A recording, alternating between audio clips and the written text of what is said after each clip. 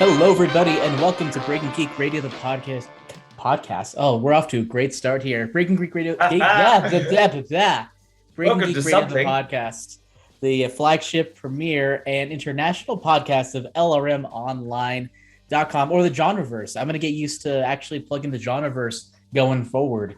We're part of the Genreverse podcast network. Lots of great shows there, and today is going to be interesting because I don't know if you can hear it, but that's the sound of silence. Mostly silence, not complete silence, but we have one Daniel Bartholomew Bartlett sitting here in the studio with me. Hi, Daniel.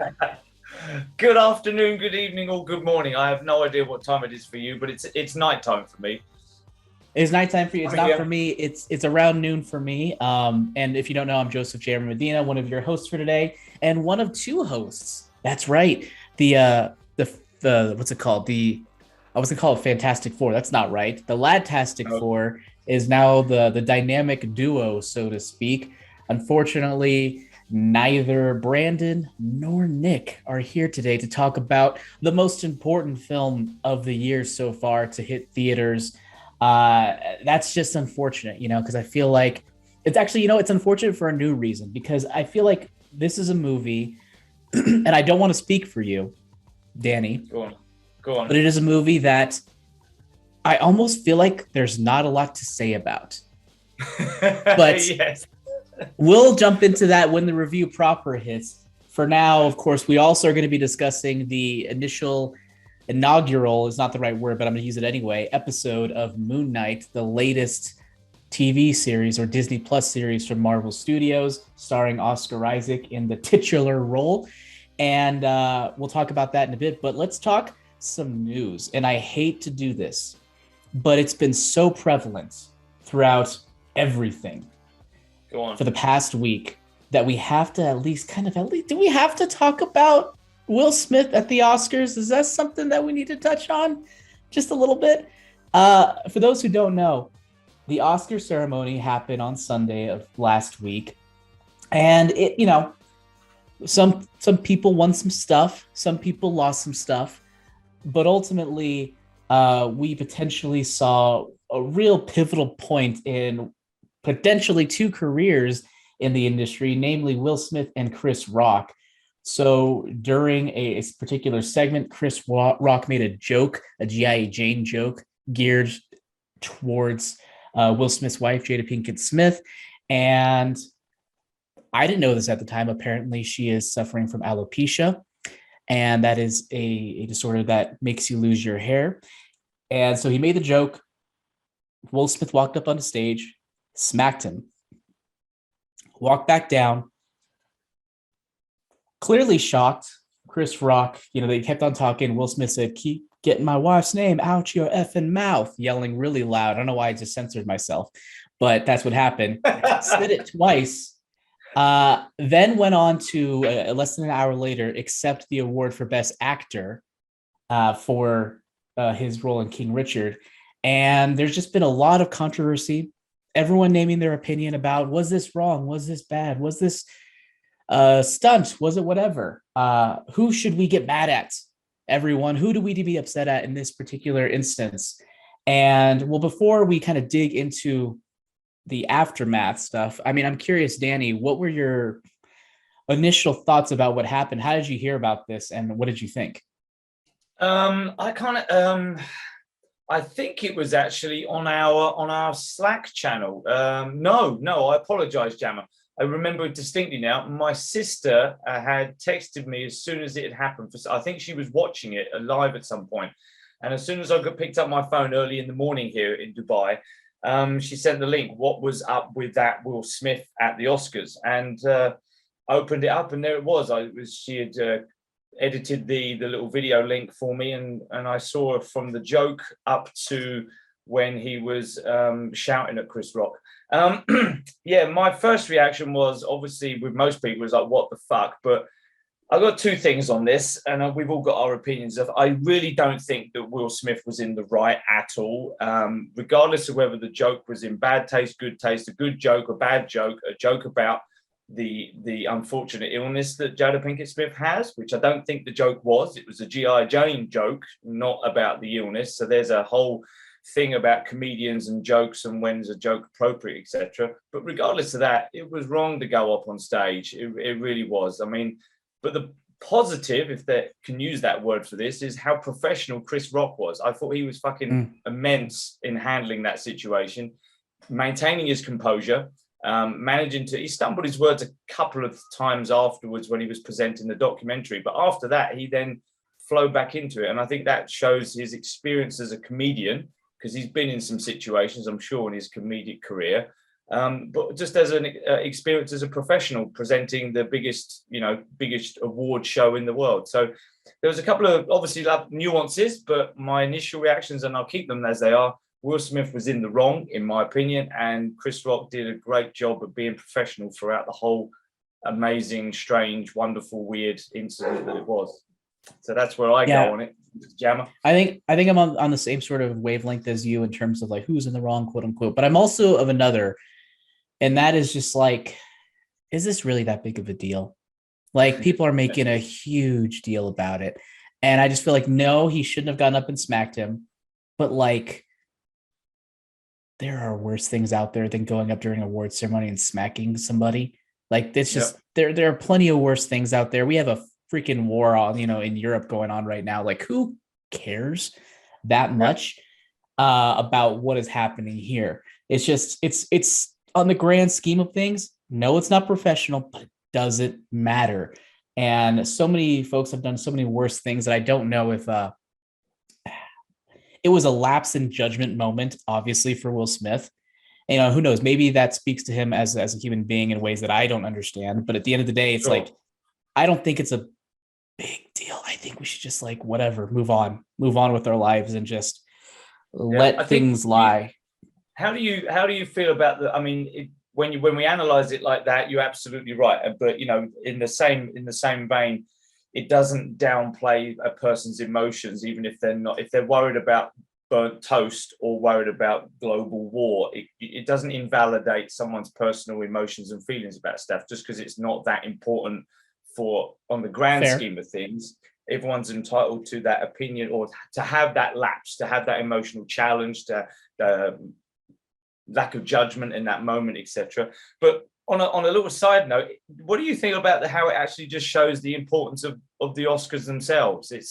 It's a big deal because it's the Oscars and it's all these wonderful actors just patting each other on the back and boosting their own egos and stuff. And like you said, does it really fucking matter that some actor smacked another actor because he got upset? Because they're just actors. So they're just humans like us. They just happen to be in the public eye. But the Oscar ceremony itself. Yeah, I mean, I guess, honestly, I almost feel the exact opposite, where it almost, because this is the only real thing to come out of the Oscars, it just shows how much people don't really care about any other aspect of the Oscars. So, I mean, I get it, but, it's just the thing. It's been around for decades. Obviously, it's like important to the industry on some level. Yeah. And I get the importance from a business standpoint and from like a prestige standpoint, but I don't know. Like, obviously you don't want to encourage people being able to walk up and smack somebody. If that were the case, we would have had probably people lining up to smack Ricky Gervais years ago.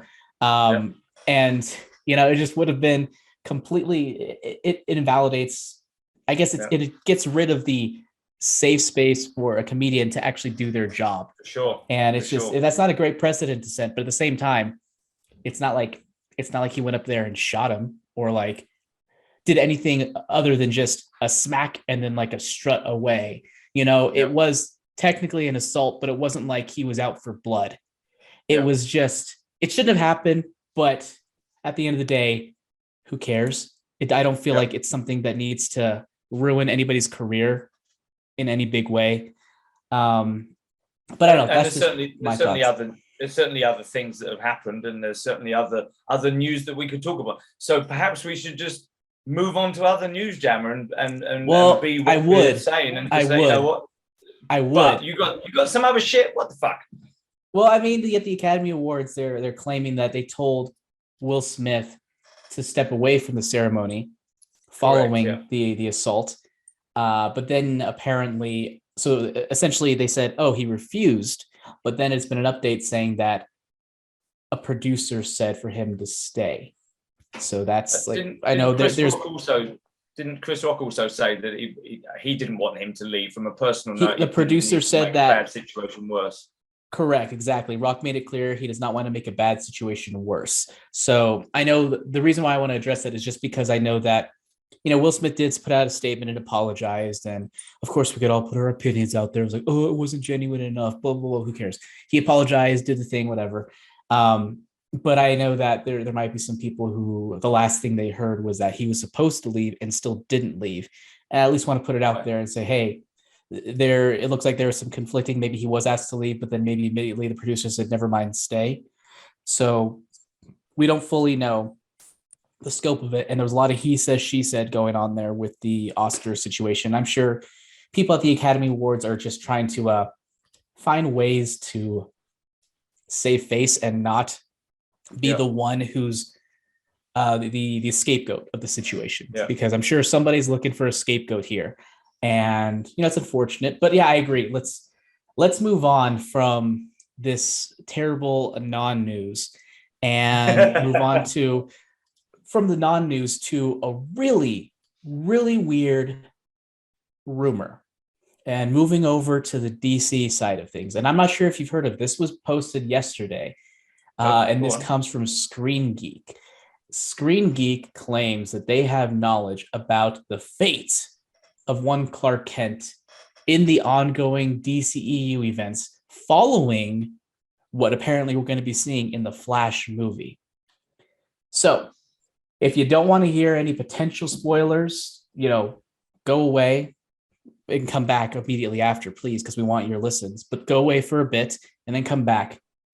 So they said, according to their sources, the newly cast Supergirl actress, Sasha, I want to say Calle, I don't know if that's how you, I think it's Calle, I don't know if she's Latina or not, is playing Kara Danvers' version of the character and will replace Superman actor Henry Cavill as the DCEU's last survivor of Krypton. In the new rebooted timeline, the Kryptonian villain Zod kills Cavill's Superman as a baby. And yeah, so that's quite the rumor. I don't know. Wow. Yeah, that's crazy. So Danny, initial thoughts. Wow, that's I mean, I'm all for potentially coming up with some different ideas and things to introduce a new character, actor into this role, but that particular way of doing it, holy shit, that's a bold move. Let's just kill Superman as a back. That's go back in time and kill baby Hitler kind of thing, is it? I've got a chance now to end all this goodness. I don't want the last Boy Scout to ever live again. Fascinating. I can't imagine that's true, but the Flash movie does have all these Flashpoint stuff going on. So I guess in an alternate timeline universe, multiverse thing, which I fucking hate, I guess it could happen. We're getting a signal. The producer's going to come in real quick. My Time to Shine on Twitter, very, very reliable leaker, tweeted out this story as true. So while I'm not as familiar with Screen Geek, we as LRM are pretty familiar with My Time to Shine. Hello on Twitter, and they said true. Wow. So I mean, that's. What do you think? Obviously, it's a big deal, Danny. Is this a good move or a bad move for DC, and why? I'm always torn between two sides in this. I think it potentially could be a good move because it does bring in a new actor, a new angle, a new character, something we haven't seen before, and moves away from, dare we say it, the Snyderverse angle of things. And to start something new, maybe a better timeline, for want of a better word. But there's a lot of people, and myself included on this, that really enjoys Henry Cavill as Superman and would have liked to have seen more of him in that role with a potential sequel to the Man of Steel. So I am torn to it, but I'm also, at the end of the day, I want to see it. I need to see these things before I really formulate opinion. I know that's kind of tough, right? Because obviously we've got nothing on this yet. We've not got any visuals on the movie's not out yet. But my initial reaction is, yeah, okay, show me, be good idea. Let's try this stuff out. I'm happy to see it if it works, but I would like to see more Henry Cavill at some point. And so definitely torn between these two things, but I'll happily watch it. And if it turns out to be good, I'll go, great choice. Well done. I mean, this is surprising to me on a couple of levels. Number one, I don't think, and you can correct me if I'm wrong, that Cavill has ever shown a particular external allegiance towards Zack Snyder, saying, oh, I'm only going to join if it's a part of the Snyderverse. I'm only going to do this. I haven't seen any sort of loyalty from Cavill on that front. And it just seems like a waste as a result, because he seemed more than open to join on many occasions on like, oh, I want to come back as Superman. I want to play Superman, blah, blah, blah, blah. So it just seems, it's weird that they're going so hard and fast saying, no, we're cutting you out. You know, this is a way for us to cut you out. It seems unnecessary. Like to kill somebody off. It's like, what was that thing that happened recently when they killed somebody off? I forget, but it just seems unnecessary and odd. But it's even weirder because Henry Cavill, as much as he's been sort of a big actor, I feel like he's only growing in terms of his prominence within the geek community between his Witcher stuff, his love of gaming, his love of science fiction and fantasy novels. It's growing to the point where I feel like people want to see it more than ever just because they want to see Henry Cavill in a prominent role. And it just seems like a really odd time to just unnecessarily kick him to the curb, and something that could long-term screw them over. I guess ultimately they can go back to another universe and say, oh no, he's back, like who cares? But it just feels like they're shooting themselves in the foot on this one. Yeah. And he's not put a foot wrong in that sense, is he? He's done everything right, so to speak. He's always been in love with the character. He's always portrayed himself on and off screen as a Superman. He comes across as a great guy. Like you just said, he's connecting with, should we say, our side of society so much more with The Witcher and his love of gaming, like you said. So it does seem to be that when he's gaining in popularity, he's never put a foot wrong. He's never sided one way or the other. He's never planted his flag in, I'm only doing it if Zack Snyder's involved. He's always been the professional. I love the character. I'd love to return to Superman again.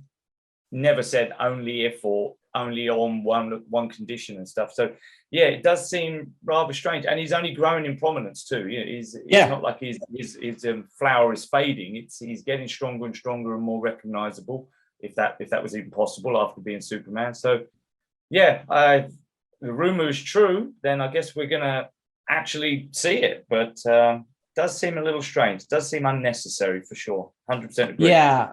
It's committing hard to something. And I guess kudos to them on one level for trying something new. I know a lot of us complain about seeing too many of the same things over and over again, too much Batman, maybe too much Superman on some level.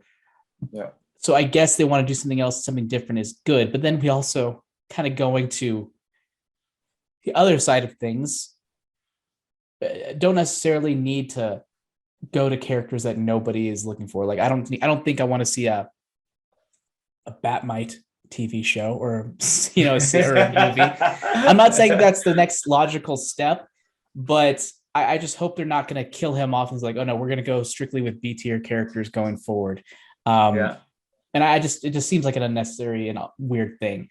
And my mind also goes to Morbius, because who asked for a Morbius movie?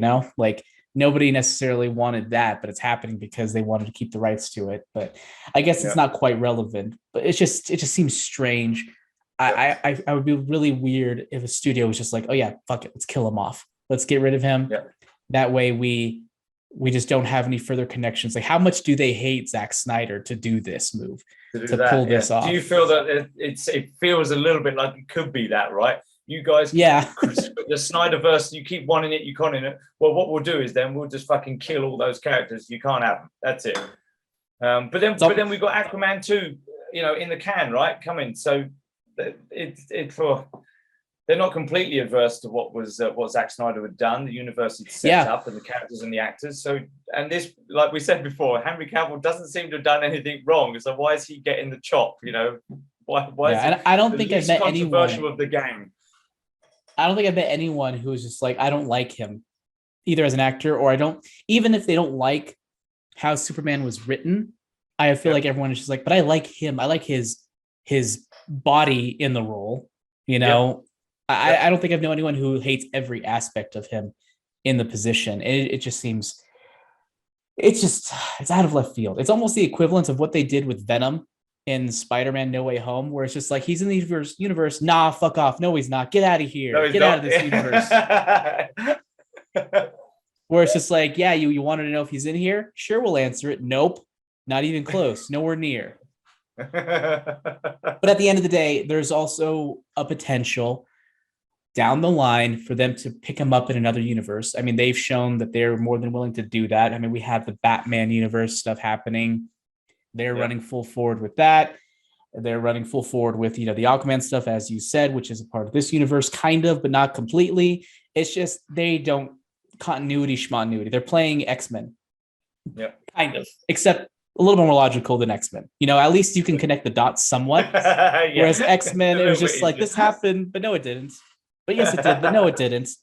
And we'll have Mystique, end up being, Stryker for no reason at the end of Days of Future Past and then ruin everything. Anyway. Stay on track, Jammer, stay on track.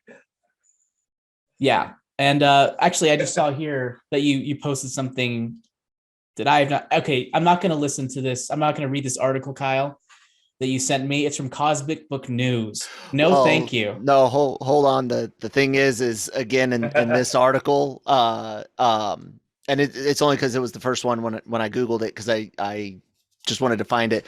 My time to shine came in on this as well, with a couple of other insiders, including one that does not like LRM Online at all. Who's that? Miss Grace Randolph. She knows about this. She talks about us. She's got us blocked on Twitter. What did you do? What did you do? I didn't do anything. Apparently that's before me. Anyways, this is back in January. My Time to Shine and Grace Randolph and some others that My Time shared in his DMs, like a screenshot.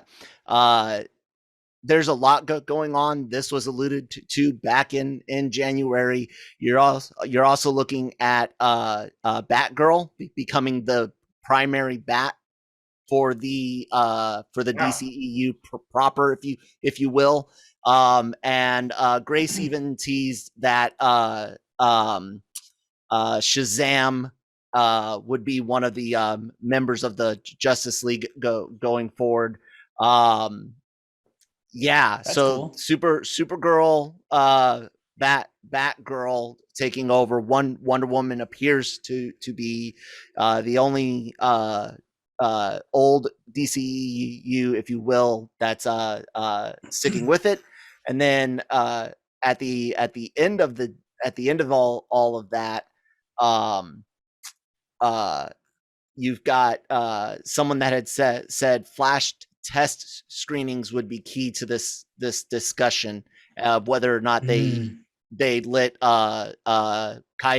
Sasha Calle take the soup's role, so to speak. So it seems like they tested well.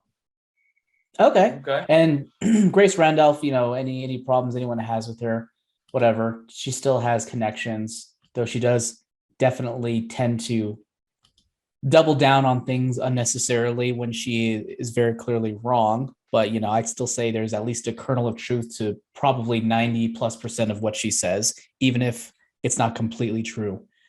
But yeah, so that's good to know. So yeah, it sounds like they're making bold moves over at DC, and this is coming from multiple sources and being shared with us in multiple different ways. So very strange. They're creating the comic book version of the Spice Girls. So maybe that's why Jason Momoa is going to be left in there. He's going to be Scary Spice. Shall we say salty spice? Salty spice. Salty spice. There you go. There you go. I am completely down for that. I mean, like, I think there was something to be said with Marvel and its ability to take the B heroes and turn them into A heroes. And if maybe they're saying, hey, these are the characters that we think have the best stories to tell. Let's find a way to make the character love them, rather than like with Superman, like with Batman. And maybe this is the key. Superman and Batman, people came in with a lot of preconceived notions because they knew these characters well.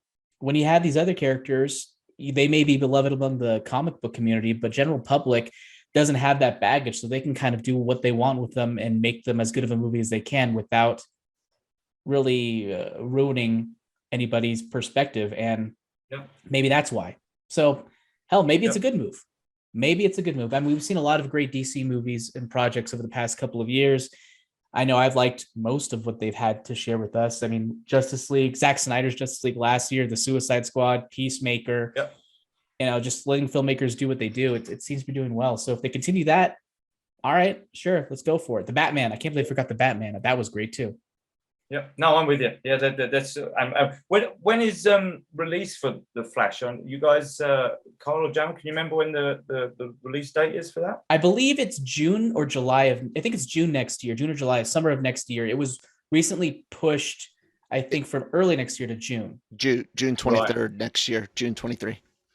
Yeah, okay. Which I think could almost be, and this is prior to any Ezra Miller controversy, of course, which could show a tremendous amount of faith in it because it is in the midst of summer season. Yeah. But then again, I don't know what the state of the industry is currently. I know when I was at the movie theater last night, I'm thinking, can't believe, is our theaters back? I don't really know at this point. I still don't feel like I can reliably look at the box office and know whether or not a movie has been a success. It still doesn't feel quite right. It's just strange. Anyway. Next up, brother. Next up, Ironheart. One of the many lovely Marvel Studios shows that is coming on the way. This is sort of the successor to Iron Man, so to speak. It's going to star Riri Williams, making her debut. No, it won't actually. It's going to be in Wakanda Forever, but then she's going into her own show afterwards. And I know there has been some curiosity. It's like, okay, there's always some curiosity of how much of a hand does a filmmaker from one project to another have. So, for example, when Civil War happened, it's like, how much hand does Spider-Man, or does the directors and filmmakers of Spider-Man have with that character going into the next Spider-Man movie? Same thing with Guardians of the Galaxy. How much hand did James Gunn have with this next movie, with Infinity War? And now, the same kind of thing is wondering here with Riri Williams, and has to do with her debut in Wakanda Forever, and the director of that, Ryan Coogler, who, as we know, did Black Panther and is doing the sequel as well. Will he have any involvement in Ironheart? And Anthony Ramos, who is in the show, apparently revealed that, yes, he does have some involvement in it. And now I just intrigued. I want to know what capacity he's involved in. Is it like a role that is advisory? Is he maybe credited as some sort of producer of some level? I don't think he would be an executive producer, because that'd be pretty freaking hands-on. But it's just intriguing to know that there is some overlap there. Any initial thoughts about that, Danny? I'm not 100%. Ironheart is not a character to me that I'm fully familiar with, but I think in this particular piece of news, I don't think I need to be that tuned in with the character itself.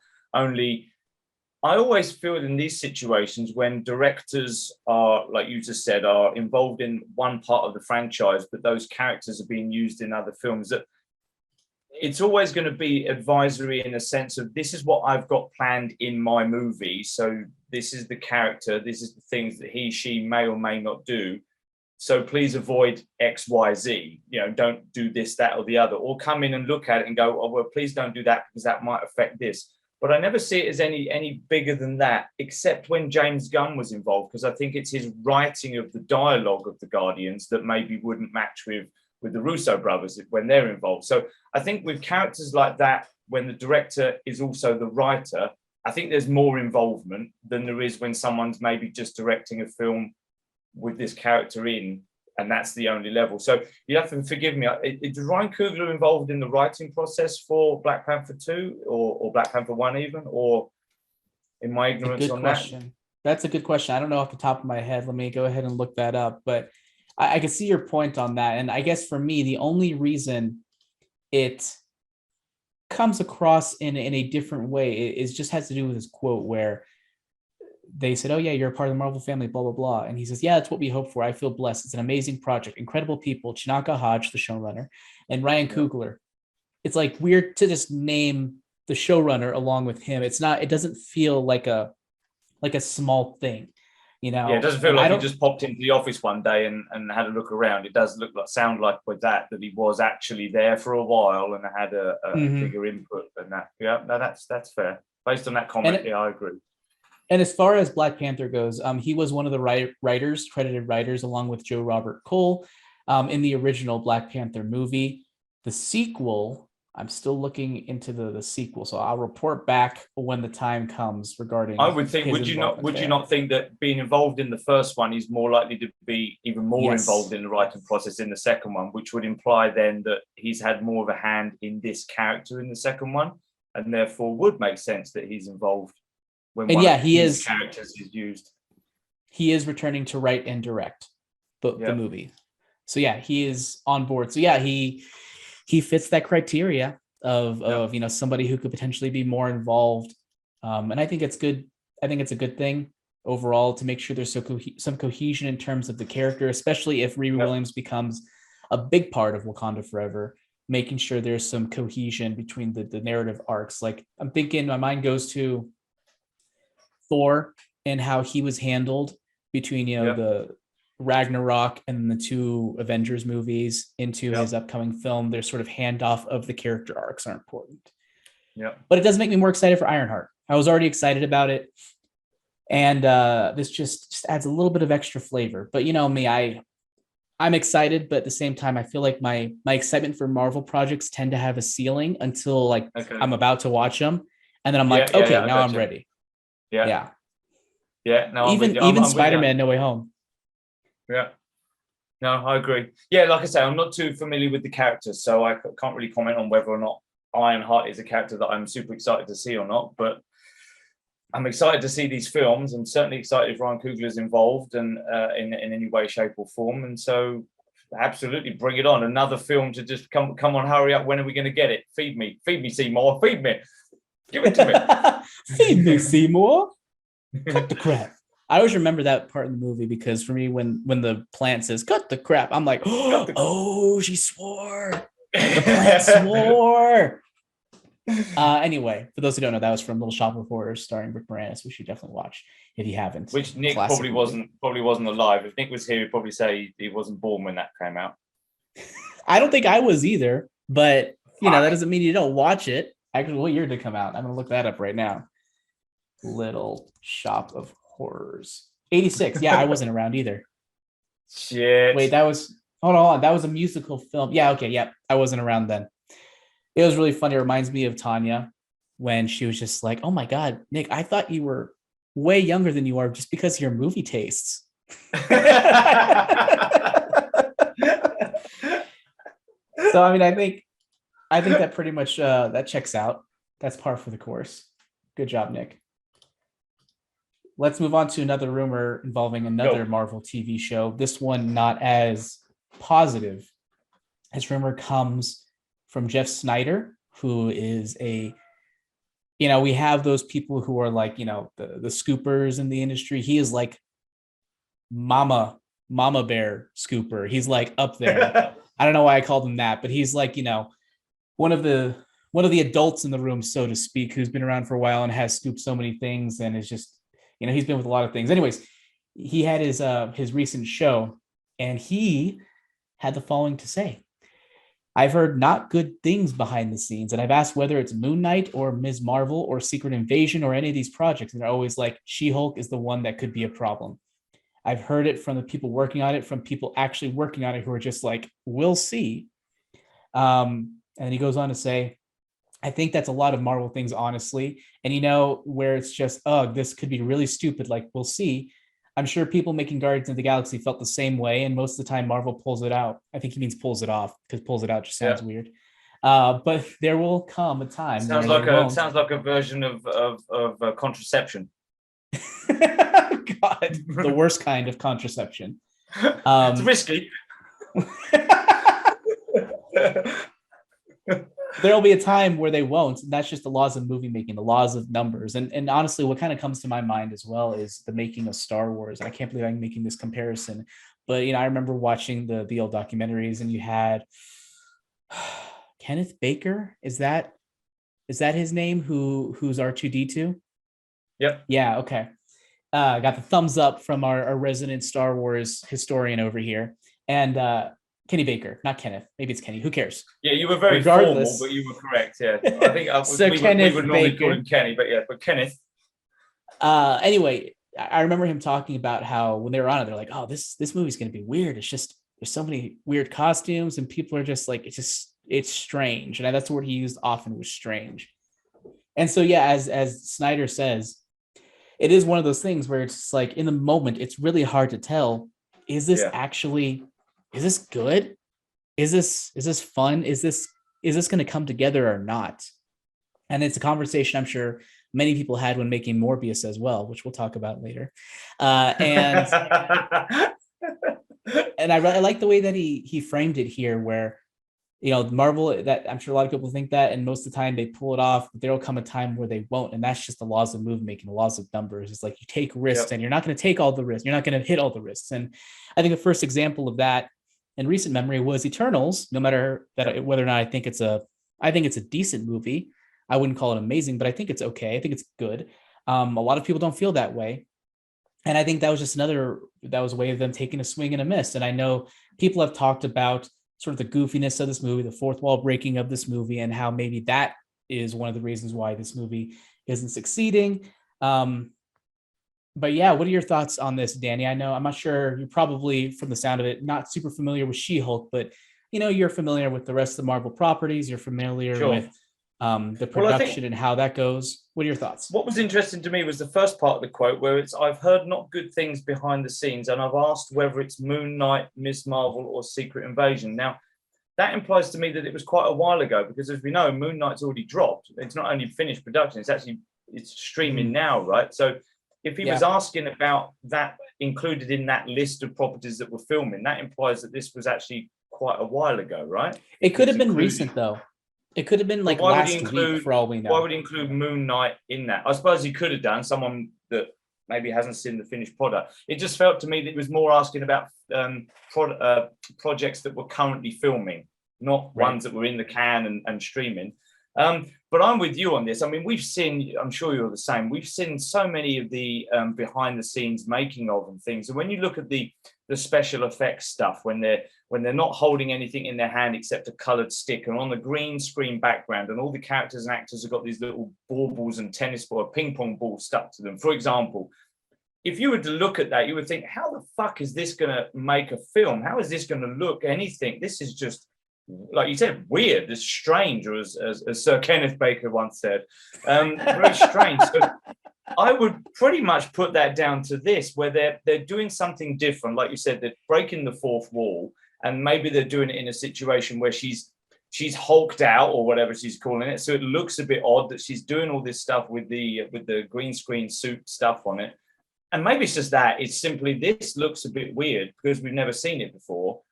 But I completely even when they swing and miss, like you just said with the Eternals, I don't think it's not a complete fucking failure.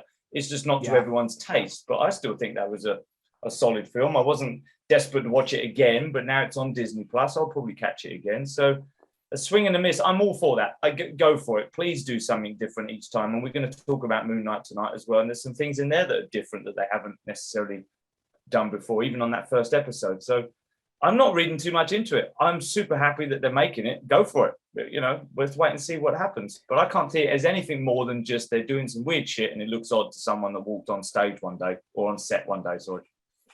Yeah, I think I agree with you on that front. I don't put too much credence in it at this point. Things can look weird on set. I remember those set photos of Doctor Strange looking like they're out of West Side Story, where they're dancing, where they weren't dancing, they were just jumping on the streets, and it just looked weird. And people are like, "Oh, his costumes look terrible." People always try to judge costumes under suboptimal circumstances, and it generally doesn't turn out well.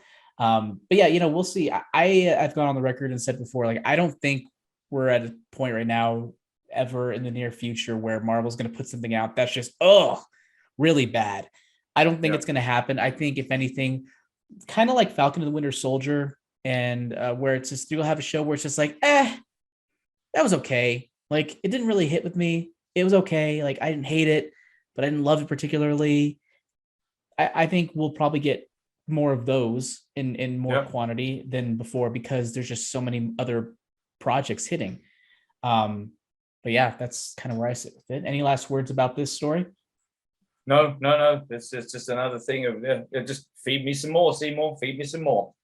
There was another follow-up from this from somebody called Lizzie Hill, and she's the editor-in-chief of Cosmic Circus. Never heard of that, but they said that they've heard positive things about She-Hulk, and reshoots went smoothly, they were told. Well, there you go. Another person, Casey Walsh, who I know a little bit more, they said they're not saying this is BS, but they haven't heard any issues with the show. And it sounds absolutely bonkers and hilarious. And I think that goes to the things we were talking about before. It sounds like they're really taking a swing with this one. And who knows, it could be a swing in a tone that is just polarizing. Maybe not to everybody's taste. Yep. All right, well, let's transition into Moon Knight. Nothing super crazy news happened apart from that I recall. So Moon Knight hit its first episode, hit Disney Plus earlier this week. And I remember liking the trailer, thinking like, oh, wow, that looks fun. But as happens in the time between the trailer and the time of release, I was just like, I'm kind of tired. Do I really want to watch Moon Knight right now? It seems like it could be boring, or maybe a bit too heavy or something. Maybe it's too serious, which was stupid to me, because very infrequently are Marvel movies so serious to the point where they're not fun to watch. Yep.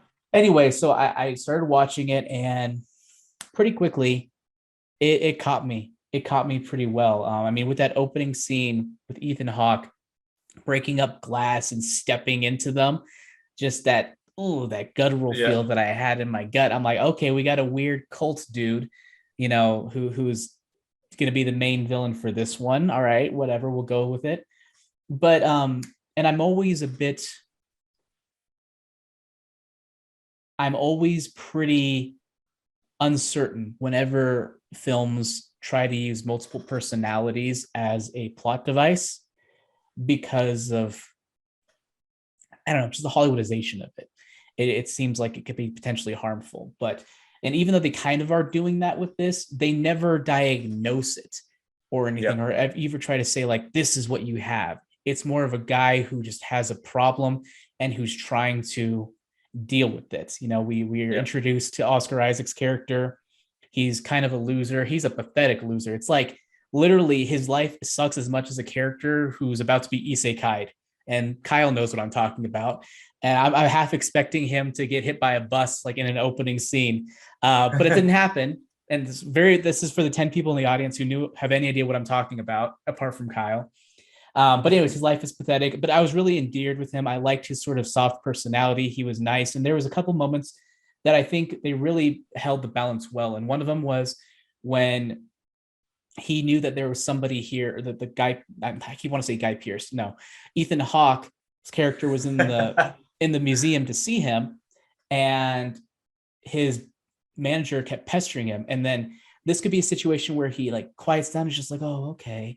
Or goes off the deep end and just gets, says something that really screws him over for later. But he really he's like, could you please just give me a minute? Like, he said it, and it was like, okay, that felt like something that was genuine. It wasn't too over the top. It wasn't too soft. And it really made me think, okay, this guy is, he's smart. He's not going to ruin his chances in any way. So I really appreciated that. But anyways, that between that and the intriguing aspect of him locking himself to his bed, and it's just sort of the breadcrumbing throughout the story, of how he wakes up or he like blacks out and then wakes up mid fights, is really cool. It's just, it's very fun and constantly leading you along in way, just asking more questions throughout. And the episode did feel a bit long, but not in a bad way. Like, you know, kind of like how the Batman, where I realized we were only at the end of the second act, but I was like, okay, sure, I'll go for another act. That's kind of how I felt too, where I paused it because my dog wanted to go out. So I let him out. And then I came back. I was like, oh, wow, I have like almost half an episode left. Okay. And I just kept playing. So I was engaged throughout. And I can't really think of any real issues that I had through it. You know, it's hard to say because it's episode 1, but, you know, I was pretty pleased. It was entertaining. It was endearing, engaging, good visual effects. Just seemed like a lot of fun. But Danny, I've talked a lot. How do you feel about that first episode? Yeah, I'm with you though, buddy. It was definitely, I think the word you used quite a couple of times there was engaging and intriguing. I think a lot of that is down to how Oscar Isaacs is playing this role. And he seems to, one of the things that I was super keen about from the great trailers that we got was to see how Oscar Isaacs was going to do this, you know, flayed out. And I love the fact that there's that real distinct difference between, at the moment, that we're seeing his normal persona, should we say the loser guy, Stephen with a V, compared to the other guy, the Mark guy, which is going to be the more adept and more self-assured version of the character. I like the little nuances he's made to the way that Stephen walks, etc. I'm wondering whether it's going to be one of those Christopher Reeve moments where obviously it's the same guy. How can you not realize that Mark and Stephen are not different people? You know, when they meet them in the streets or something, because they're clearly different. Is one of them, does Mark pretend to be Stephen a little bit so that he can disguise him, or does he stand up taller and become more confident in the way he talks and acts and things? So I'm intrigued to know what they're going to do with that, because if he does become taller and more confident, then they're going to go, well, surely you could tell that was a different guy then, because that's obvious. But that's not a go-to though. Like if you know, my wife were to come home and acting either more confident or more like, oh, like I'm not going to be like, well, clearly you're a different person. It would just be like, clearly you're a doppelganger. That's not a go-to. No, but true. But I'm looking forward to seeing how he plays those two characters when they obviously start to see more of them interchanging face to face. We see more Mark and less Stephen, etc. But at the moment, I'm loving how he's playing that. And yeah, like you say, the breadcrumbs they're leaving, you know, the sand around the bed and the tape on the door always still seems to be there. So how is that not changing when he's clearly having these blackouts and stuff? So, well, for me, I'm like, well, clearly this guy wakes up and it's just like, oh, my leg is strapped. I better unstrap myself. I better jump over the sand and remove the tape. Remove the tape and put it back right before I wake up. So because I knew exactly where it was. Yeah. What I did like is I do like how that you mentioned the when he's switching in between fights, when he's in danger, Mark takes over. I love the way they're doing that with the sound and the editing on that. Like the jerky. That's it. Yeah. It's really quite abrupt. It's almost like someone's being ripped from one character to another. And so when he then notices that, he's suddenly aware that he's in a completely different situation. I get that feeling. So they've matched the way that he's playing that switch to the sound effects and the camera work. Really does look like it's quite a wrench. This is not an easy thing to suddenly come into another half an hour later or 10 minutes later, or in this case, a couple of days later. I'm really enjoying it so far. Like you, it did feel a bit long, but I think it's because they were trying to get quite a bit in to set stuff up quite early. So I'm okay with that, because I feel that the next episode could roll along quite efficiently now. There's not so much setup needed, I don't think. Yeah, and I'm surprised how quickly his paths intersected with the villain already at this point. And I'm not sure where that's going to go or how that dynamic's going to play out, because we don't fully know what his deal is as a cult leader. We don't fully understand how that intersects with Mark Spector, the character, and even what Mark's relationship is with Steven's character. And it's just, there's a lot of foundation laid, but questions to be answered. So this, I'm trying to think of how it compares to the other Marvel shows so far. And I think it might be my second favorite start so far. What was your first? I think I liked Loki a lot. I think Loki was my favorite so far.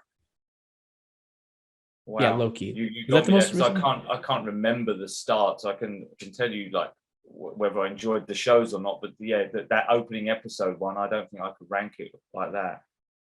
Yeah, I'm trying to think. So we have had Loki, WandaVision, and Falcon and Winter Soldier. That's it, right? That's it? Just 3? And now I feel like I'm missing one. I feel like I'm missing one other than this one. I don't think so. Wait, which ones did you say? I said WandaVision, Falcon and the Winter Soldier, and Loki. That's it, right? What if? I don't count that. Okay. Yeah, I mean, live action shows, I will say. Yeah, then that's it. We're on Moon Knight now. Yep. Okay, cool. Yeah. So it's up there for me, but we'll see how it's able to stick. I think Loki, while I liked the majority of it, didn't quite stick. It stuck the landing, but it didn't stick the 2/3 point for me. Like the middle last part of it was not as strong as the rest of it. A lot of sitting around and talking and non-action happening. So that kind of was a hit for it in the negative. But overall, I think this was a good start. Hopefully they can continue the momentum, because it seems like they're going for that psychological thriller / comedy type feel, and I'm here for it. Yeah, I was pleased they found a nice balance between the comedy parts. It's particularly in the chase sequence from the village in the truck. I think that was that was probably, even though it was the most dramatic and thrilling, it was also where the most comedy was, I seem to remember, in how it was being handled, from how he was avoiding stuff to almost the shock ending when they all got wiped out by the tumbling logs. Like, I wasn't. Oh my God, that was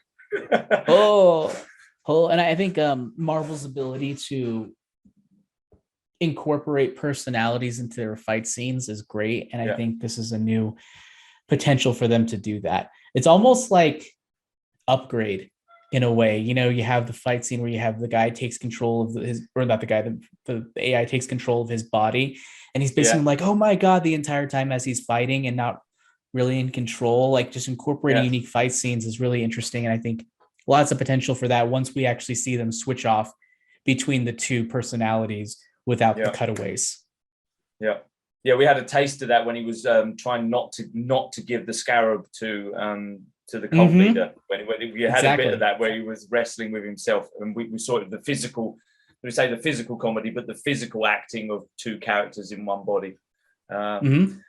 Yeah, it's pretty. I think the bit that sticks out for me at the moment, and I always look back at it and laugh when I'm talking about the show, is when he drove past the young lady driving the truck and she flipped him the bird. I thought that was quite. I was not expecting that either. But okay, there we go. There's some humour in the middle of the moment. Some old, we don't even sure where she was in Europe. Yeah, fuck you. Yeah. I'm just curious how he ends up there. Like, I want to know, like, I have so many questions. Like, how did he end up there? Where did he end up compared to where he was before? Like, I don't know. Location wise, like all the in-between stuff. London and then somewhere in Europe, right? So that's not a short trip. That's a wherever. I mean, it depends, I guess, where, but I don't know Europe nearly well enough to know what that landscape is, what those building architecture is indicative of. So who knows? Well, I would say they're further east somewhere. They're like Austria, Germany, somewhere, that kind of area, maybe a little bit further south, heading towards former Yugoslavia kind of areas and stuff. Even maybe Czechoslovakia, that kind of area, but they're not necessarily French or Belgium, closer to England, I mean. So they're going to be a little bit further than a day trip from London. So I mean, the timeline makes sense, how he missed 2 days out of nowhere. Missed his date, poor guy. I will say once again, another credit to him. Like, he dressed for the occasion. He got chocolates and flowers. He was ready for that date. It just didn't work out. I'm sorry, dude. I am sorry. 2 days late. No, well, that happened when you leave him sitting there for 2 days, or you're 2 days late, I should say. Yeah, I don't think she sat there the whole time, but it's good. No, I don't think so. No. Oh, you're finally here. What did you think of him talking to that human statue? Was that too much? I think it showed that you touched on the fact that he seems like a really nice guy, a good guy. And I think that's someone that he maybe confides in all the time. I got the impression that it's not the first time he's chatted there. I think he gave him some chocolates or something, and he said, these are your favorite or something. Unless we find out later on that it's, later on that's his dad or something like that he has some sort of closer. Or if he's a member of the cult. He's like, I'm sorry, he's got the balance. Yeah. He's But got I the got the impression tattoo. that he was someone that he chatted to regularly on his way home from work and bought him his favorite chocolates and was his sounding board because he knew he wasn't going to get told he was wrong or anything because this guy was not going to answer back, right? So he could literally just tell him everything and anything. So I thought it was a nice moment to show. It was, and there was an extra endearing aspect, which was that he even knew it was weird. And like when people's like, "You take a picture," like, "Oh yeah, I'll take a picture. Don't forget to tip." It's just like that sort of, you know, he's not just there completely just in his own head to the point where he just doesn't understand people. He's like, he gets it, just talks, helps him out a little bit. You know, I thought it was good. I hope to see more from the human statue. We'll see what happens. Well, okay. I think it's going to be important later. It's definitely going to be important. I know, later. I agree. I don't think that's the last time we're going to see that particular character, if we can call him that, in this show. But in what capacity, I guess we'll find out, right? Yeah, he's the real Mandarin. There's a twist. So let's talk from one Marvel project to another. It is time to talk about Morbius, the Living Vampire, which is a title I think they should have retained because I think people would have known better what the heck they're getting into. Just because Morbius, it's whatever. Morbius, whatever. I go, if I didn't know comic books or I wasn't engaged, I don't know if I would have gone to see a movie called Morbius. And whatever. But that's just me. So right now, Morbius has 16% on Rotten Tomatoes for critics, a 64% audience score with only 500 plus verified ratings. And the consensus reads as follows: cursed with uninspired effects, rote performances, and a borderline nonsensical story, this dreary mess is a vain attempt. Really? Oh, that's a pun. I was about to say they spelled vein wrong. They spelled it V-E-I-N, but that's a pun. Is a vain attempt to make Morbius happen. Wow, someone at Rotten Tomatoes had way too much fun with that one. Okay. What are your thoughts, Danny, about this next film in the Sony's universe of Marvel characters? The thing they keep trying to make happen started with Venom, continued with Venom 2, kind of continued with No Way Home a little bit, just a smidge, and continues further with Morbius.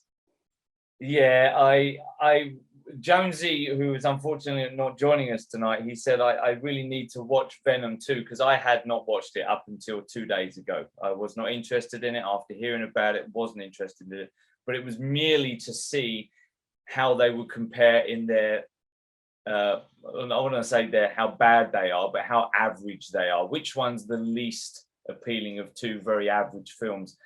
What we were assuming was going to be an average film, and it delivered. It delivered an absolutely average thing. It really did. It was. I didn't leave the movie thinking that was awful, but I didn't leave going, really can't wait to see more of that. Can't wait to see a sequel. I hope they make one. It was just average. It was okay. I was entertained in certain areas of it. I mean, we'll dive into more spoiler stuff, I'm sure. There was moments when I was entertained, and there was moments when I was bored, and then there was moments where I was like, well, that jumped quickly into that. That we progressed quickly from that. That seemed a bit rushed, a bit ham-fisted. Okay, well, that's a bit of a shame. Oh, hold on, now she's a vampire. What shit? Well, okay, and then post credits, we'll touch on those later. Average for me, not impressed one way or the other, really. It's just an average movie, and the runtime was perfect for that kind of film. I'm glad it didn't drag on. Yeah, I'll say that too. Like, it didn't drag on, which is good. I could have cut a little bit, not because the story needed it, but just because I wanted to spend a little less time there. It was woefully average. That is the thing I wrote down. It follows the typical comic book superhero / horror origin story to the letter. You can pretty much predict anything. You watch the first 20 minutes, 15 minutes. You could probably predict everything that's going to happen in this movie. Very easily. What happened to his doctor friend, his girlfriend, and then his father figure, and who the main villain was going to be before we touch on spoilers, right? Yeah, no, you're absolutely right. It was very by the numbers, which is okay sometimes if it's by the numbers, but with some some flair or something. With something, yeah, just something, yeah. But there was nothing other than a by the numbers origin story from a possible 18 certificate, restricted certificate movie stripped down to a PG-13 or something like that. Yeah, it didn't here in the States. Yeah, it did exactly what it wanted to do, but it clearly didn't want to be anything more than just average. Yeah, and that's kind of disappointing. I think there was potential there for something, but yeah, it felt very 2000s, early 2000s. It felt like that could have come out the same year as X-Men, like the original X-Men. If that had come out the same year, I would not have been surprised. I mean, that's the same criticism I had for Venom. I feel like that could have come out at the same time too, with very few changes, and it would have been fine. Like, something about the way Sony develops these movies just feels so archaic and how it's done. And I can't really put my finger on what it is, but it just, there was nothing that I hated. There wasn't a part where I was just like, oh my God, that was the worst thing ever.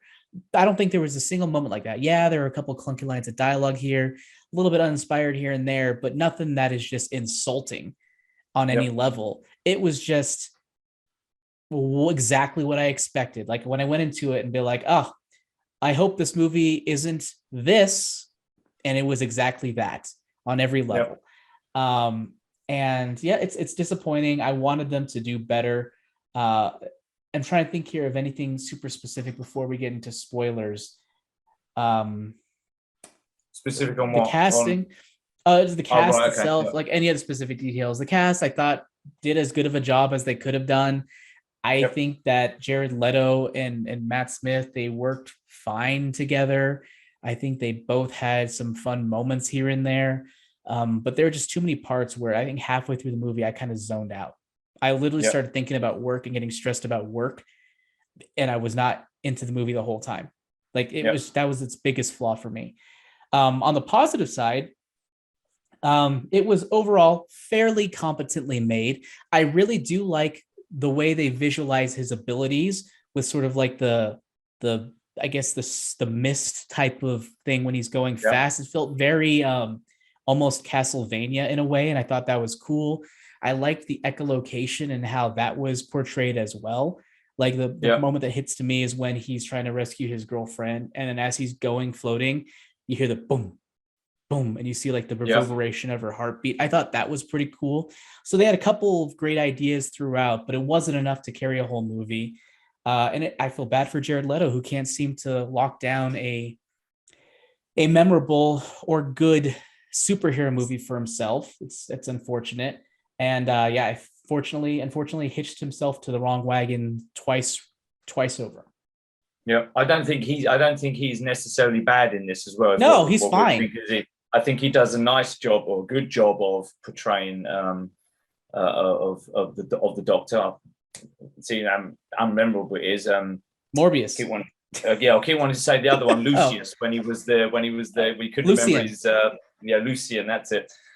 So I think he did a good job. I think, given a better script and potentially more chance to have that character fleshed out a little bit, I think I'd be happy to watch him as Morbius, but maybe in a better film, in a film that was all around him, which is better. And the same with the supporting cast as well. Like you say, even Matt Smith.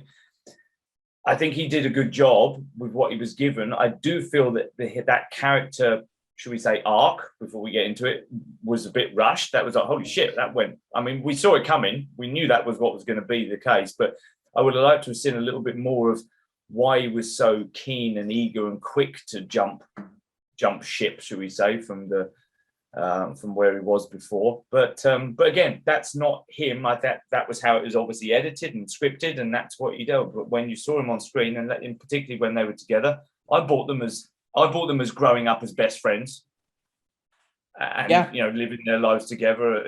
Obviously different paths, but staying friends after school. I bought that straight away. So yeah, that's good. Yeah, good aspects here and there. The actors, I should say. Yeah. There are two other aspects that I didn't like. One, I didn't like the visual style. I feel like that sort of dark blue, muddled visual, there's nothing distinctive about it. It feels generic, old comic book / generic vampire type feel that I'm like, okay, we could have gone any other direction with this. Like it felt like there was no directorial fingerprint on this movie. And I wish it just felt so studio. Yeah, in every way I was just possible. to say that I got the feeling that was a choice by the studio, so that making the CGI stuff would have been a little bit cheaper, because when it's darker, you don't have to spend so much time post production and doing all that wonderful stuff. And I got a feeling that was a restriction placed upon the director, potentially by the studio, like you said, a studio decision. This is how much money you got, and that's it. You're not having a cent more. So do what you can with that, and we'll make sure that you stick to that. So maybe a bit more faith in the director to make the movie that they wanted. Potentially, I mean, that's assuming a lot. That's assuming a lot. We don't know what the director wanted. Maybe they just wanted to execute on something. But I think that it felt very much like kind of felt like the Ghost Rider movies too. I don't know what it is. Like a movie that I would just I felt we'd seen something like that before, and you just said Ghost Rider. Yes, you're right. Sorry, Jam, go ahead. No, yeah, because I think that's it. Like that's how I it feels like something maybe I missed and then randomly caught on like HBO one time when I was flipping through channels back in like the early 2000s again. And I'll be like, oh, okay. Like I'm not doing anything. I'll watch it, and I watch it and I'll be like, all right, well, that happened. I'll move on. Yeah. What's next? Moving on with my life. Very unmemorable. So that visual style, not a fan of that. And there are a couple of incidents in the movie where it just felt, they mentioned borderline nonsensical plot. Overall the story kind of makes sense, but if like you think about it too hard, it doesn't really make sense. Like I think a big signifier of what type of movie it is when it has the subtitle says international waters. I'm just like, okay, this is just written by somebody who's just like, let's just take them to international waters. You can do anything. Because the last line spoken was, oh, and we have to go to international waters. We're going to need a load of money. It's illegal and all this sort of stuff. And we have to go to international waters. It was almost like an Austin Powers moment, wasn't it? And then there you were in international waters. Well, thanks for explaining that to me. Yeah. And then, I mean, I'm not like an ocean person by any means, but I don't know what, freaking freighter that size can only have 8 people, none of whom seem to know how to actually, well, there's no way those mercenaries were should we sailing say, it, not sailing it, the ship, piloting. Right? There's no fucking way. There would have been a captain, and there would have been many other people. There would have been people in the engine room and stuff. But no, apparently it was just the 2 doctors and 8 guys with guns, and they were sitting around playing cards. Who was fucking flying this boat?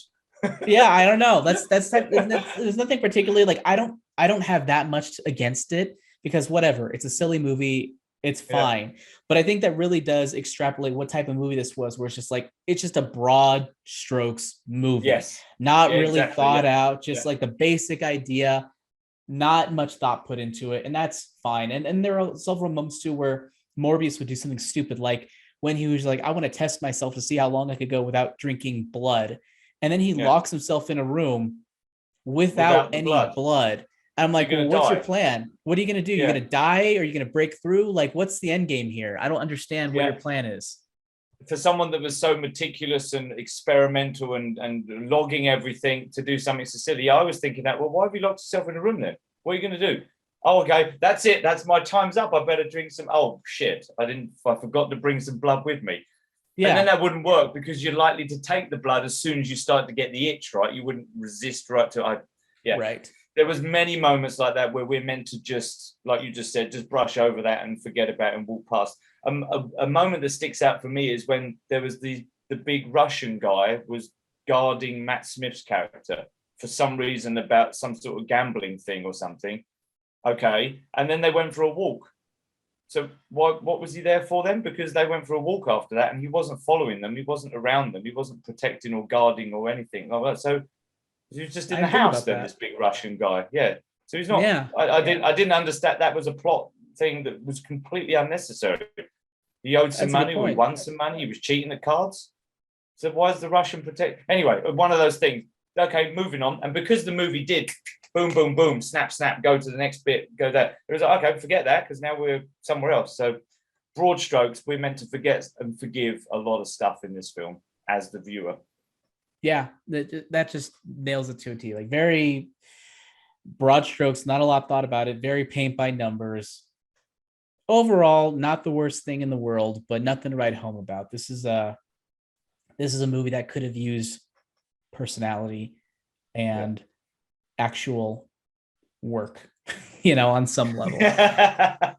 And I feel bad because of all the acting talent they had involved was overall fairly good. It was fine. Yeah, but that's just it, isn't it? It was fine. Move on. When's the next one coming out? When's the next film next weekend? What's the big film next weekend for me? Yeah, not this one. I remember I was worried, like, fuck, we're going to watch Morbius. I don't want to. It's exactly what I feared. Yeah. And the worst part, I had to see it with my wife on her birthday. She's just like, oh, every girl's dream to go see Morbius on her birthday. Well, I'm sure you can make up for it when you got home, young Jammer. Oh yeah, for sure. We went straight to bed. Do we feel confident enough to talk about the post-credit scene? Was there one right at the end, as in right at the very end? Because I left after the first two. Oh fuck! No, what did I miss? No, the first two. Yeah, I mean that's all I stayed for. Once the credits rolled, they started the actual credits. I was just like, I'm not staying. I don't care. That's exactly what I said. There might be another one, but I can't be bothered anymore. That's it. That's adding another 5 minutes to a film I really don't want to stay around for. So the two we saw then. What's your take on that? The first one was the introduction of Mr. Toombs suddenly appearing in a jail cell, which doesn't go with anything we've seen up to this point. And actually, it's not true. It does go with No Way Home with Venom appearing out of nowhere and then disappearing at the end of No Way Home. I see what you mean. It goes matches with that, but it doesn't match with what we saw in the trailers is what I was going to go with. It doesn't. Where he seems to be walking out of the prison and Morbius is walking in or something like that. Then the second scene, well, let's go with the first one. What did you think of that first one with Toombs appearing with the crack in the sky caused by, I'm assuming, what Doctor Strange did in No Way Home? If this was a better movie, I would have been totally fine with that post-credit scene because it would have been like, oh, this is intriguing. Like, what happens in a world where someone just randomly appears? Like, I'm intrigued to see what happens from there. But it came after a movie I didn't care about. I'm like, oh no, he's not going to be in Spider-Man anymore. That sucks. I really liked his interaction with Peter. And it made me wonder, I'm like, oh no, is Sony going to screw over Andrew Garfield again and make him go up against this guy? Like, I don't know. Maybe. It's possible. Because I know everyone's great, like wants like, ooh, give me Amazing Spider-Man 3, Amazing Spider-Man 3. Maybe so this is Amazing Spider-Man 3. Yeah, maybe Andrew Garfield's Spider-Verse is this one, the one we watched Morbius in. Is that what? Maybe with Venom as well. Right. Yeah. At least, Andrew Garfield will get his dream of fighting aliens. He'll fight Venom, presumably. So he'll have that. Yeah. Okay. But I was trying to get my head around which Spider-Verse, for want of a better word, this happened in. So it's not. I don't foresee them making a new one. I don't foresee them making a new one. Maybe I'm wrong, but I think it's going to be Andrew. It would be Andrew Garfield if they are going to continue. We have a word from Kyle. Oh, you got something for this, buddy? Shared it with you as well, Jammer. The director came out before the release to clarify which universe this is. Quote, Morbius, and he spoke with Cinema Blend, but quote, Morbius lives in the same universe as Venom. This is the universe we saw Venom exit at the end of Venom Let There Be Carnage and return to at the end of Spider-Man No Way Home. There's some additional things in there, Jammer, if you want to bounce anything you guys are thinking off of that, but yeah, I wanted to put that up there for you. It makes sense that it was the Venom universe. It's just I'm wondering, does the Venom universe exist in the same world as the Amazing Spider-Man universe? It feels more on par with that. Is there more? If there's more, I don't see that. My understanding is that audiences will discover the answer soon. I know, I figured, but that's a non-answer, Kyle. Let's see here. It's clearly established it is possible for characters to transfer from one multiverse to another. The events of No Way Home have the effect of transferring Venom and Vulture back and forth between the MCU and the Venom universe. So once again, that's a non-answer, Kyle. That's unhelpful. Unhelpful. but yeah, it's I don't like it because I did not like this movie that much, and I didn't like Venom. I haven't seen Venom 2 still. So whatever. Like it's a And then waste. tagging on, and then tagging on the second one where Morbius drives into middle of nowhere to meet Vulture in his full costume. So if Toombs has just appeared in this universe due to the crack in the timeline Spider-Verse interwebs thing, where did he get the suit from? Or has he been around a while now? I know he mentioned that he's a resourceful guy, and I'm like, but you used Chitauri tech in order to build that stuff in the previous universe, and you didn't even do it yourself. You just had the Tinkerer helping you, doing most of the work. So that's two strikes against him. I mean, maybe he found someone else who's the equivalent of the Tinkerer, but it just seems odd.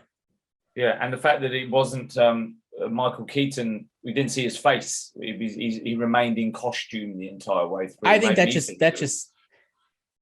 just makes me think that they didn't have Michael Keaton on the day and they wanted to cover his face and have his voice over. No, I agree. But obviously they got him to do the voice, but it just made me think that this was even added on randomly afterwards as an afterthought or something. You know, okay, shit, we let's add this extra bit and have the Vulture suit so people know who the Vulture is. And the whole thing just seemed really pointless and weird, and just asked more questions, and it gave me. I wasn't intrigued by it to see moving forwards. I was just like, well, that was fucking silly, because now that's just confused, muddied the waters even more than they already were. So, yeah. Carl, you got something, brother? Yeah, here's a question I want to throw out to you guys. Jammer, you were here in 19 when the whole Sony looked like they were going to just, take their ball and go home.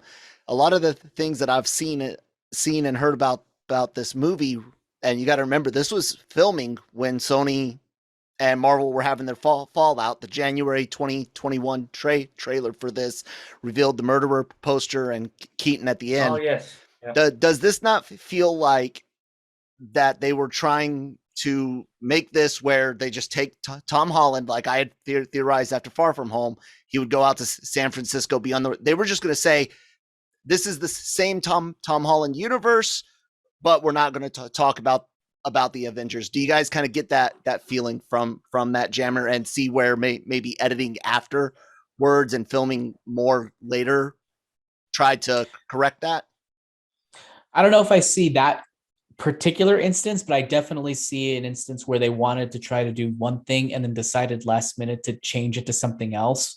Like it does seem like there's no solid vision in mind right now. And it's just a matter of, well, what do we want to do now? What do we want to do this week? What do we want to do next week? And kind of just going forward with that. Poor Daniel Espinosa being like, I don't know. It was this when I made it, but it might be something different now. Yeah. Who knows? Yeah, I don't see it as being anything other than that. It could have possibly been absolutely 100%. This is going to be ours. We're going to move it, and we're just not going to talk about the other Marvel guys. And you could see how this film could have done that at any point, right? There was nothing in the film itself. The trailers had these tidbits, but there's nothing in the film itself that hinted that it was in any particular universe. So they obviously decided that let's keep it ambiguous, because then we can make a decision at the end or as what's ongoing and stuff. A quick question, just slightly off, because it's just sparked a memory from the film. Is there a character in the Marvel comics called Chameleon? Yes, he's going to be there is, Craven. Right, because there's a moment, and I can't remember exactly when it is, but someone's reading the newspaper. I think it's the female doctor. Apologies, I can't remember her name. She's reading the newspaper, and the main headline is Dr. Morbius, blood sucking, doing something. But in the top right hand corner, there's a subheading, a subtitle that mentions Chameleon.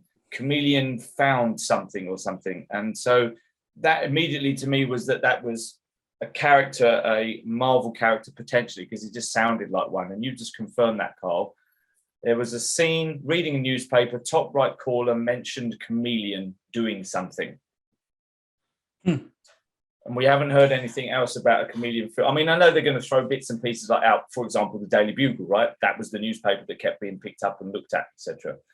But yeah, I found that as a little, not even an Easter egg, but something that intrigued me because I thought it was a character, and Carl, you just confirmed it.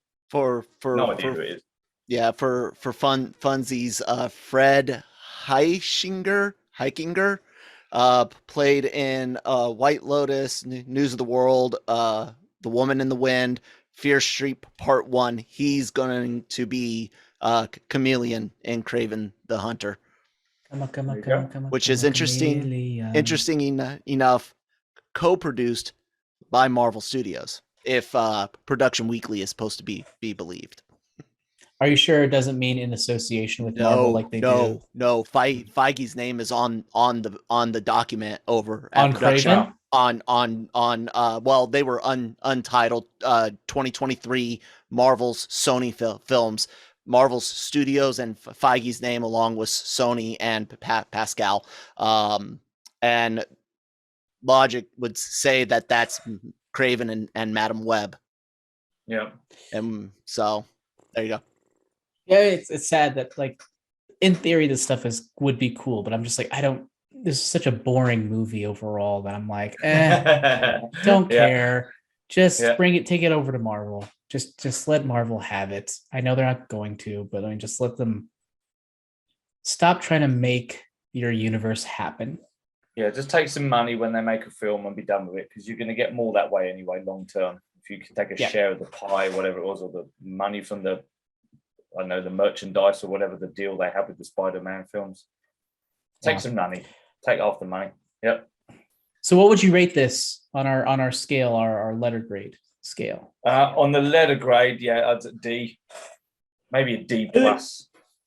Excuse me. I'm thinking C minus to D plus. I'm kind of on that border as well. I'll probably stick to C minus because, as I mentioned, very, very average, below average. It's funny because I look at the rating on Rotten Tomatoes. I'm like 18% or whatever it is. I forgot what the number was already.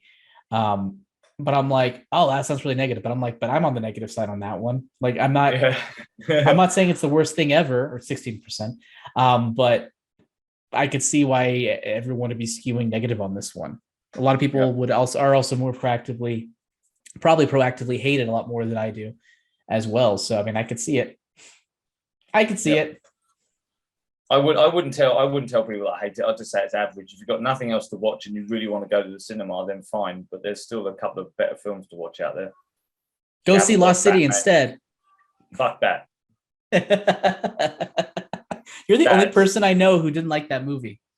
I don't understand why people like it as much as they do. I mean, sure, on a Sunday afternoon if it was free to TV, but to go and pay for that, oh fuck. But I didn't hate it as much as I hated Moonbase or Moon Landing or Moon thing, whatever the Moon one was. What was that movie called? I don't know. Moon. Whatever. Moonfall. Moon Rising. Moonfall. That's Moonfall. It. There you go. That's it. All right. Well, unless if you don't have anything to say, I don't have anything to say. Let's go ahead and wrap things up then. You want to follow us, see some, lots of great podcasts. Be sure to check out our Genreverse Podcast Network YouTube channel. Of course, you can see Genreverse Podcast Network wherever you find podcasts, where you can get all kinds of great shows such as Marvel Multiverse Madness. That's the title, right? Mayhem. Dang it! I knew I said it wrong. You got the Daily Cup of Genre. You got Anime-versal reviews and several other shows coming down the pipe, constantly filling your eyeballs and your ear holes with great goodness. And also be sure to check out lrmonline.com for the latest in entertainment news. We got scoops, we got reviews, we got interviews, lots of great stuff in there. And as is directly relevant to this lovely, lovely film that we just watched, our very own Emmanuel Gonzalez, he recently spoke with one of the actors, Al Madrigal, who played the comedic relief cop in Morbius. Oh yeah, Tyrese Gibson. Why was he there? He didn't do anything. He wasn't his same character from Fast and Furious at all. He was just super serious the entire time. Boring. But yeah, check out all that stuff. And where can people find you, Danny? I will be found, if you're looking for me, at home building my new Lego DeLorean. Oh, nice. You got to show that when it's finished. How big is it? I will. Yes, I've not decided yet. They've done this rather intriguing kit where you can build one of the 3 versions out of the same pieces. So you can either build the original, you can build the steampunk retro version, or of course the one that can fly. So you choose which one you're going to build, and I quite like that idea. I'm erring on the side of building the original, the 1985 model. So yes, that's where I'm going to go, and that's where you'll find me. All right, and you can find me on Twitter at Jam the Writer, and all of my books under the name AJ Cerna on Amazon and Audible. But yeah, that wraps it up for this episode. Hasta lasagna. Don't get any on you. Mission accomplished. Do I say all of them now? Is that what happens when no one else is here? I'm not saying anything. Yeah. Yeah, mission accomplished. Yeah.